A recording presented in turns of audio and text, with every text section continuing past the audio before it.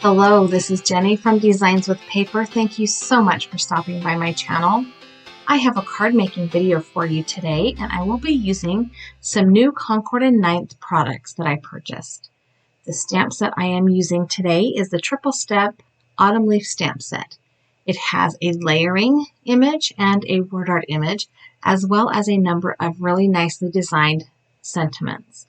It also has a very clever and very interesting coordinating die set that I will be using part of. I will pull out my Misty stamp positioner. I feel like stamp positioners, in particularly the Misty, because that's the one I own, right, have been one of the most transformative tools in the card making and paper crafting industry in the last few years to come out, especially with layering stamps. Now, this particular stamp doesn't have an order in which you need to stamp each layer. As long as you make sure that the top is up, you're doing great. And as you can see from the back of the stamp package, it tells you which way is up for each of the stamps. So I am just going to pick one and start.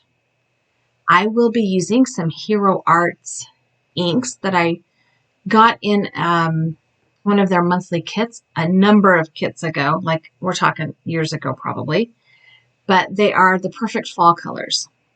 Also, each one of these stamps needs to be stamped 2 times at least because the manufacturing process leaves that kind of film on it. And in my experience, the best way to get rid of that is just to ink it up and stamp it. I know that there's lots of other ways you can remove that film. Washing it, Versamark ink, erasers, I just ink it up and stamp it.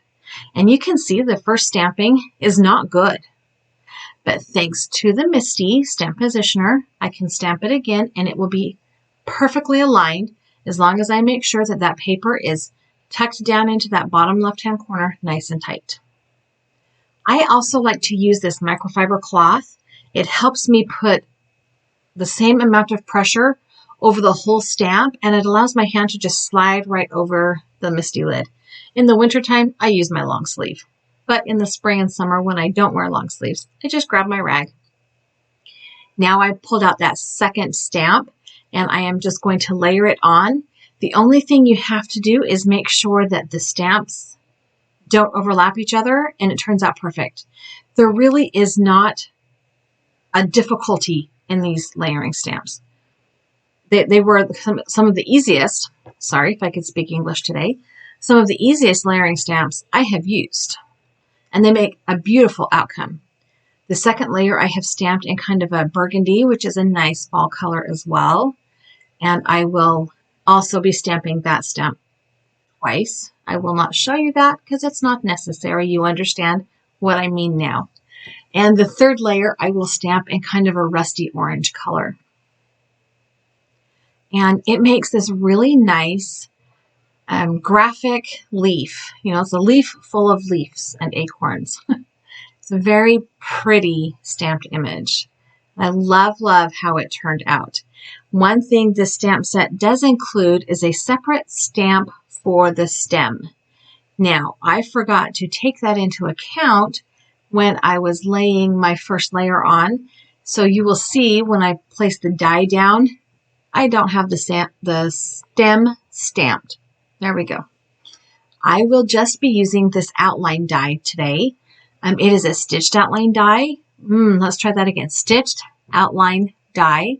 So it leaves a nice little faux stitching pattern right around the shape of the leaf. I am going to tape this down once I get it aligned and send it through my die cut machine.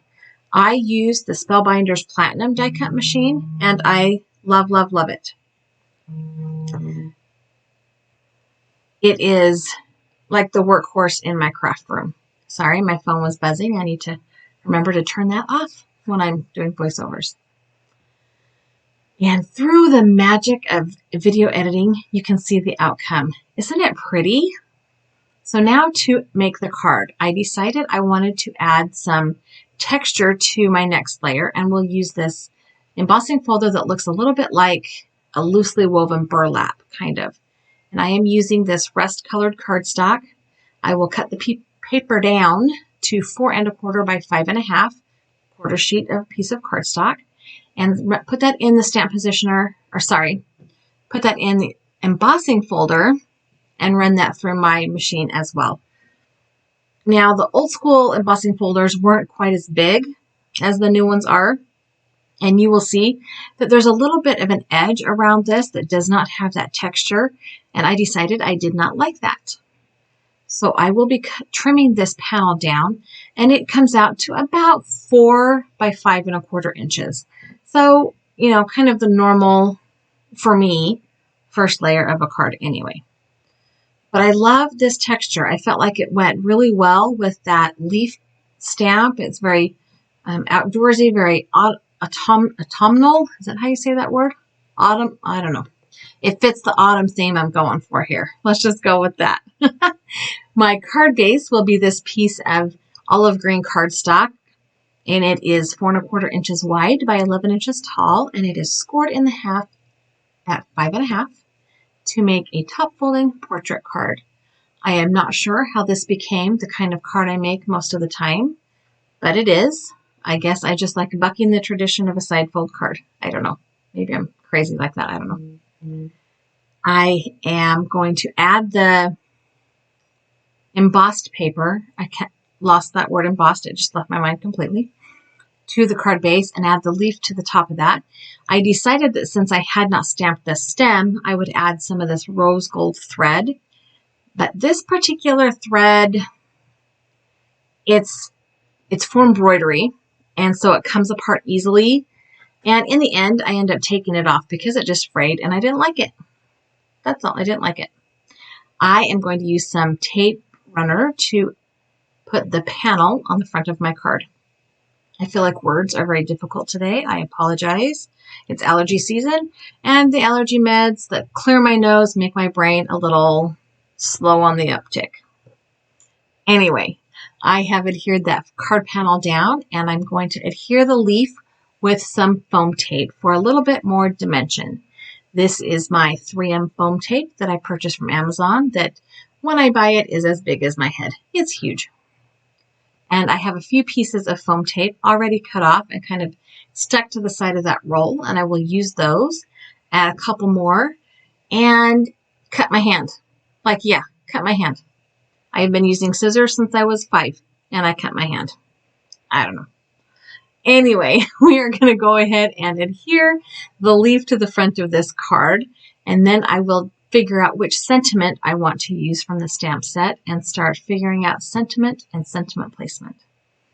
I have this piece of scrap cardstock here that I will stamp the sentiment on with that same Hero Arts ink. And the sentiment I chose is a lovely combination of hand script and type font, and it says, "Hope you have a lovely day." I think that makes this card perfect for anything. It doesn't have to be just a birthday card. It could be a hello card. It could be a, hey, hope you have a good day card. It can be just a card.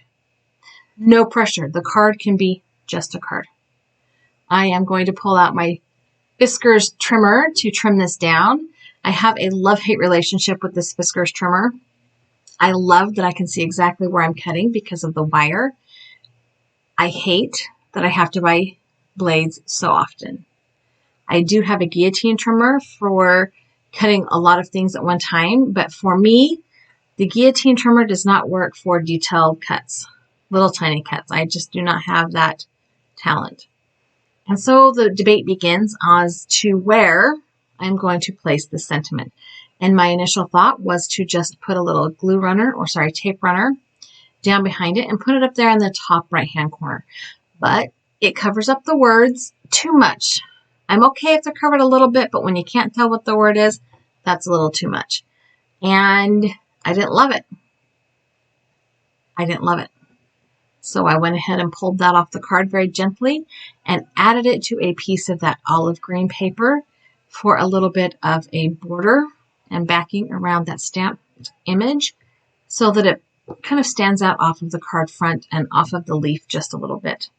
Also, that really pretty gold rose twine I was complaining about, yeah, I took it off. I didn't like it. It wouldn't stay how I wanted it. It kept unraveling more and more and more, and I took it off. I figured, you know what? I will just add the sentiment right down here at the bottom of the stem.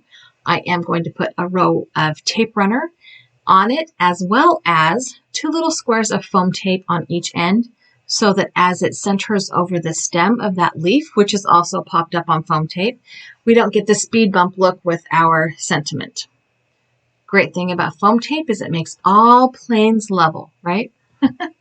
I am going to adhere that down at the bottom, and the card front is done. And it looks so much better without that nice thread unraveling and driving me nuts. The next step is I will add a piece of white copy paper, cut down 4 to 5 1/4 inches, inside the card so that there is a nice place to add a message to whoever I send this card to. Thank you so much for stopping by my channel today. I hope you enjoyed watching me make this super fast card. If you have not done so already, I would love it if you subscribe to my channel. And hey, leave me a thumbs up or a thumbs down. Have a great day. Check out these other videos I have for you. Thanks.